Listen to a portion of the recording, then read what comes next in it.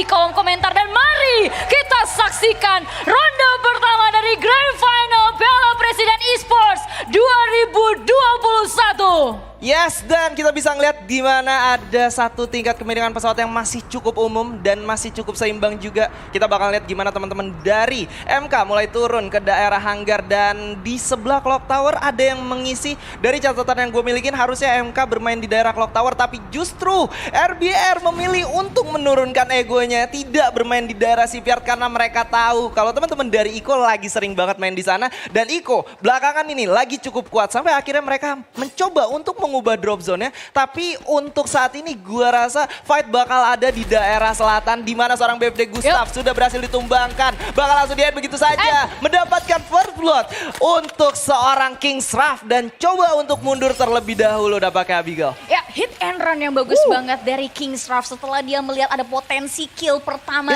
Dia ambil tapi dia nggak mau greedy karena tadi sebenarnya tuh ada dua orang yang bisa ditatakin sama dia, tapi dapat satu juga nggak apa-apa karena dia sadar lootingan dia masih sedikit. Jadi kabur dulu untuk sementara waktu adalah pilihan terbaik yang dia biasa lakukan. Cuman untuk saat ini point of view kita akan pindah terlebih dahulu. Ternyata dari EVOS gak lagi turun ke observatory, mereka pindah ke Khatulistiwa. Jadi mereka udah menyadari potensi seperti apa yang Manggis bilang di bagian kiri atas map. Banyak banget tim yang terisi, tapi ada beberapa spot yang kosong. Plantation dan Khatulistiwa adalah salah satunya. Gue cukup setuju dengan pandangan itu, tapi mungkin gue bisa kasih pandangan lain yang dimana The Pillars juga itu memiliki drop zone 2, yaitu di daerah Katul dan juga ada yang namanya di daerah Bima Sakti. Dan kalau misalkan dua orang itu terpisah, EVOS turun di Khatulistiwa dengan 4 orang, dia bisa punish 4 versus 2. Yang artinya memiliki chance lebih besar untuk meng-outnumber lawannya. Dan ini yang coba dilakukan oleh EVOS karena gue nggak ngeliat EVOS ada tujuan untuk mengubah arah rotasi mereka sesudah mereka dari Katul, mereka tetap jalan ke daerah observatory. Nah, kalau misalkan dari Khatulistiwa pindah ke observatory, otomatis berarti mereka bakal ngincer lootingan yang lebih padat lagi. Karena dari observe ke graveyard, ke bullseye dan shipyard itu bisa dijangkau dengan mudah dengan adanya launchpad. Dan itu menjadi satu poin plus lagi karena kenapa?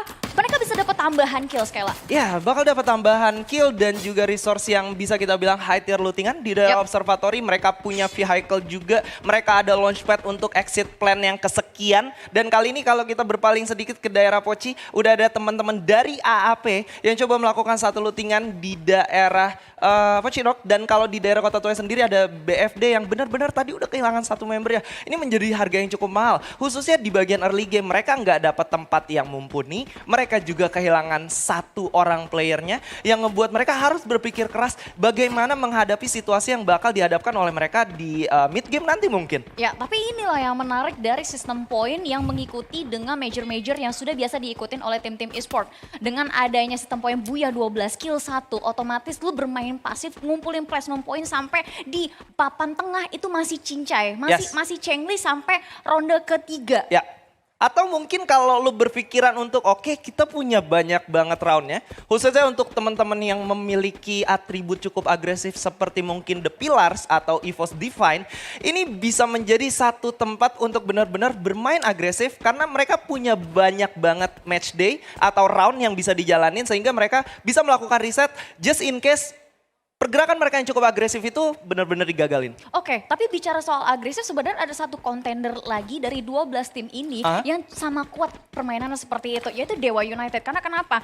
Dewa United gue udah perhatiin dari sejak regional, mereka nggak bisa bertahan tanpa Buya dengan cara mereka ambil point placement yang konsisten, kemudian tatakin kill sedikit demi sedikit. Dan itu membuat karena keberadaan mereka di placement nanti di leaderboard itu tidak terduga kedatangannya. Itu yang gue sangat suka ya dari teman-teman Dewa United yang benar-benar gak keradar sama kita. Out of nowhere tiba-tiba mereka bisa ada di posisi top 3 karena mereka gak dapetin kill yang banyak-banyak banget. Mereka juga gak dapetin Buya tapi mereka bisa standby di sana karena memiliki poin yang sangat konsisten. Dan ngomongin tentang Dewa United, gue memiliki beberapa insight di mana Dewa United ini kalau lu biarin nyampe ke zona keempat, mereka masih lengkap 4 orang dan mereka masih di dalam zona selanjutnya. Mereka bakal kuat banget. Dan yang gue suka dari Dewa United ketika mereka sudah benar-benar komit untuk melakukan satu pergerakan, mereka bakal memilih untuk high risk high reward.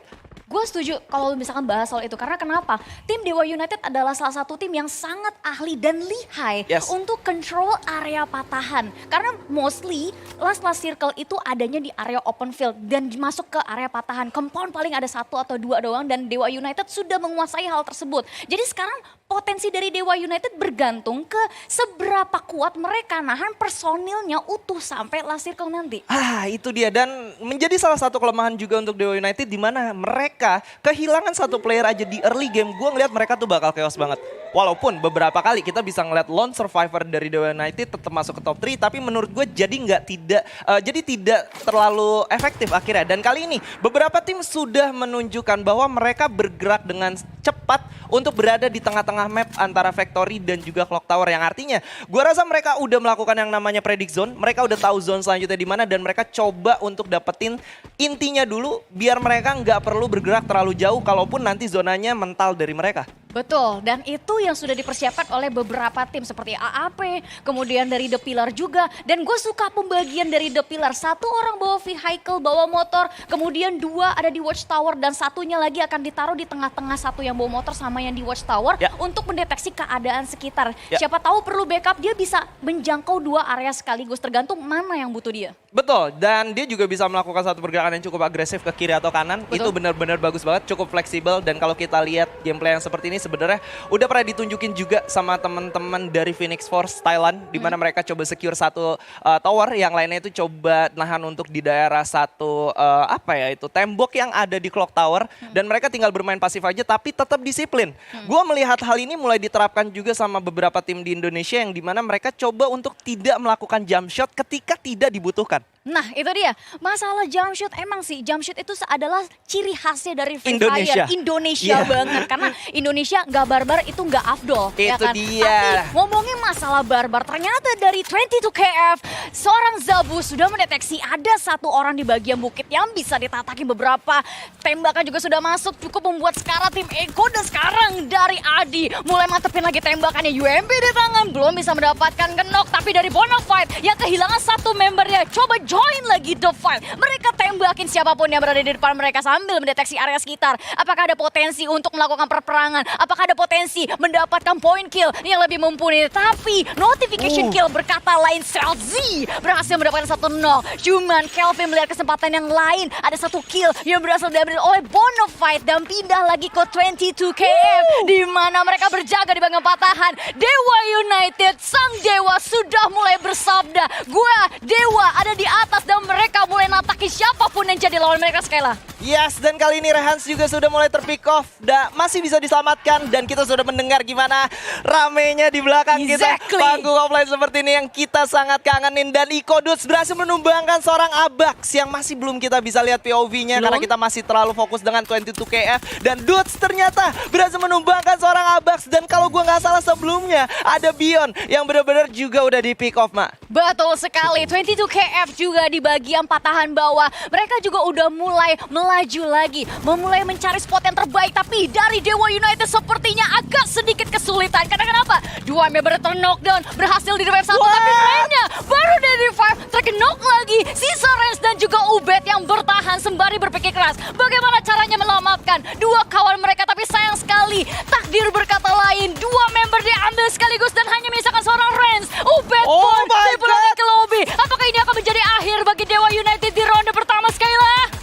Masih belum bisa kita lihat, tapi ternyata RBR Zero yang mereka melakukan satu defensive stance di daerah Clock Tower berhasil mendapatkan 1 keuntungan. Chelsea berhasil di pick off oleh seorang Nobita dari kejauhan. Di sebelah kiri ini benar-benar chaos. Fight dari teman-teman The Pillars dan juga teman-teman dari Dewa United sebenarnya udah hampir dibenangkan sama Dewa United, tapi ternyata tidak bisa dieksekusi dengan sangat mudah ketika mereka memutuskan satu pergerakan untuk masuk ke dalam tower sendiri. Ternyata ada satu pergerakan dari seorang HamXD yang meng-outplay dan akhirnya bisa dapetin 2 player sekaligus. Betul, dan HamXD menjaga Watchtower dengan sangat baik. Karena kenapa? Ketika lu rush ke Watchtower, lu butuh banyak grenade, lu butuh banyak glue wall, dan di saat lu rush pakai granat ataupun lu maju berbondong-bondong akan sulit. Pertama, posisi dari Watchtower itu sempit banget. Yang kedua, sangat mudah bagi tim yang defensif di Watchtower untuk natakin balik. Apalagi tadi gue ingat HamXD bawa double barrel, so itu short range fight bakal dimenangkan sama si HamXD. Oke, dan kali ini kita bakal berpaling sedikit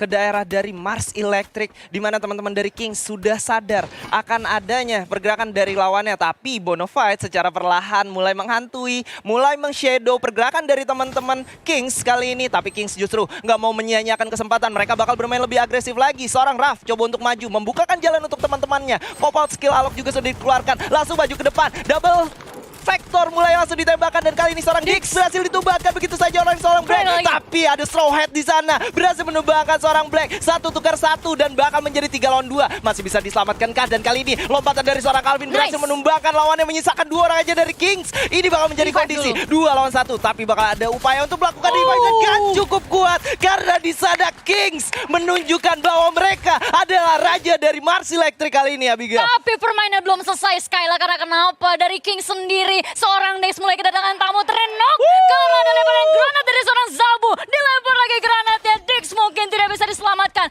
dan akan menyisakan seorang Ralph yang harus berlari sejauh mungkin. Mars Electric yang semula tadi milik Kings, tapi sang raja sudah digeser dari tahtanya sendiri. Tahta ini akan menjadi milik 22KF. 22KF masuk di timing yang sangat pas. Mereka menjadi orang ketiga di waktu yang sangat tepat. Gak butuh banyak effort, mereka bisa dapetin 2 orang dan merebut resource yang harus dimiliki sama teman-teman dari Kings. Dan mereka gak ada yang terkena down sama sekali. Mereka gak buang-buang resource sama sekali. Mereka datang dan sangat clean, Abigail. Gue suka banget bagaimana cara 22KF sudah berkembang sejauh ini dari sejak fase regional. Efisiensi dan efektivitas terutama saat penggunaan resource itu benar-benar maksimal dan dimatangkan kembali oleh mereka. Dan bisa gue bilang itu adalah salah satu poin terkuat yang bisa bikin tim e-sports, terutama modelan kayak yang di major Free Fire itu udah mulai ketar-ketir. Mulai ketar-ketir, dan kali ini teman-teman dari Iko yang udah berhasil menjadi kill leader sementara dengan 3 point eliminationnya. Mereka coba bergerak masuk ke dalam zona selanjutnya dan mereka seperti biasa bermain di pinggiran zona dengan banyaknya resource yang mereka milikin. Lu bisa lihat 15 glue wall, 7 medkit dan ada 15 grenade, frag grenade.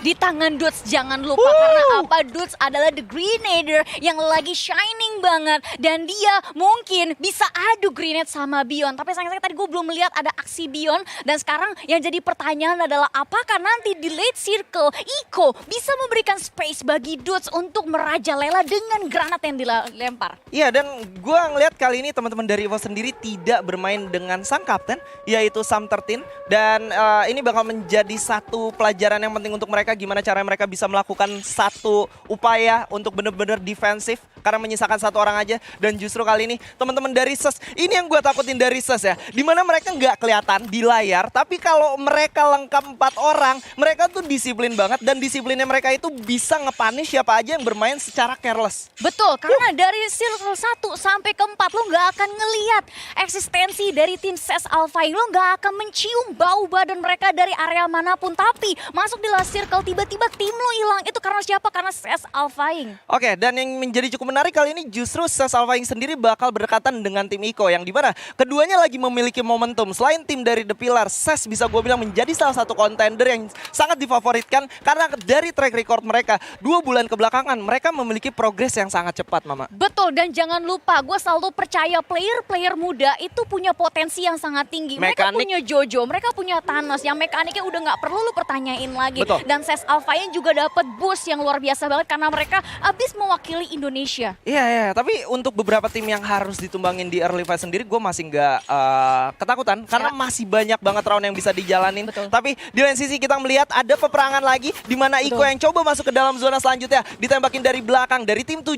Ada teman-teman dari Obes yang udah mulai di lock begitu saja. 4 melawan 2, bakal sulit banget karena pergerakannya juga udah dipatahkan oleh teman-teman dari Iko. Betul, tapi ngomongin posisi dari Iko ini agak tricky. Tapi trikinya mereka masih ke arah yang positif karena kenapa? Kita udah lihat resource mereka fat banget. Dan sekarang pindah dulu point of view ke 22KF yang sepertinya akan kedatangan seorang tamu. Lawannya juga sudah mulai terdeteksi yaitu SES Alphaing. Keduanya sudah mulai melakukan setup, Skyla. Ya, dan kalau kita lihat kali ini gue yakin banget 100% teman-teman Iko kalau ngedenger ada fight yang pecah antara teman-teman dari 22KF dan juga SES, mereka bakal langsung masuk dan bakal menjadi third party. Itu adalah kebiasaan kesalahan yang sering banget dilakukan oleh Iko nih Abigail. Gue setuju, dan sekarang apa yang dilakukan oleh Iko adalah menunggu momen yang tepat. Dia nunggu dulu notification kill. Apalagi sudah ada muncul satu member lagi dari OBS sudah terknockdown oleh Zona. Tapi kita lihat ini dari Zabu mulai berulah lagi granatnya. Meskipun granatnya sisa 2 tapi nggak apa-apa. Dia lempar satu ke lantai 2 untuk mendistract dan memecah formasi dari Ses Alphaing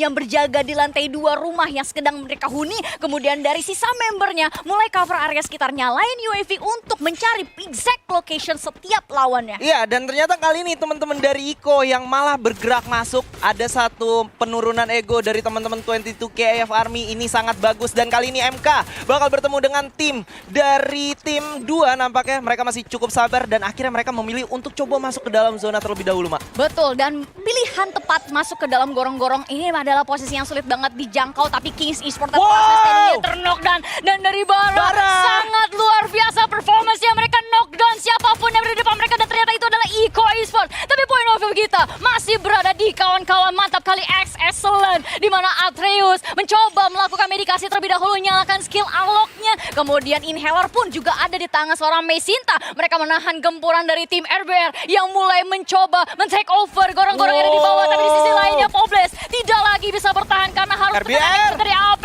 RBR mulai maju, MK mulai pusing, duanya terknockdown, sisa Mesinta dan atas. Tapi ternyata Pilar dan juga RBR yang akan ditataki oleh mantap kali Excellent dan harus puas di posisi ke-8 dan 7 Skyla. Nggak selesai sampai di situ karena AP yang memiliki satu grounding cukup kuat berhasil menubatkan Iko Esports kali ini. Teman-teman dari komunitas berhasil menunjukkan eksistensinya. Mereka berada di sini karena mereka sangat pantas, Abigail. Dan kali ini Zona masih berada di teman-teman AP 22F KF Army, maksud gue masih cukup lengkap dan mereka menjadi kill leader sementara. Kalau kita lihat segi positioning mereka sangat diuntungkan. Nyaman banget karena kenapa mereka berada di high ground, dan siapapun berada di kempen bawah, kalau keluar sedikit, kalau kelihatan sedikit kepalanya ini bakal ditatakin. Tapi ngomongin soal tatak-mentatak, posisi dari mantap kali X Excellent itu bisa dengan cukup nyaman. Dia berada di sebelah tangga, Evos sulit dijangkau, dan Evos defense sayang sekali harus puas di posisi ke-5. Tapi nggak apa-apa, dengan 4 tim dan 15 orang yang masih hidup, mantap kali masih survive. 4 poin kill di tangan mereka, masih coba cari lebih. Tapi Messi tanya, begitu nongol satu kepala, Res juga terknockdown. Misalkan Atreus, dan apakah dia bisa selamat? Tapi sepertinya akan sulit. Meskipun di sisi lainnya AP berhasil mendapatkan triple kill, tapi ada bombardir serangan dari Nobita yang mencari seorang Shizuka.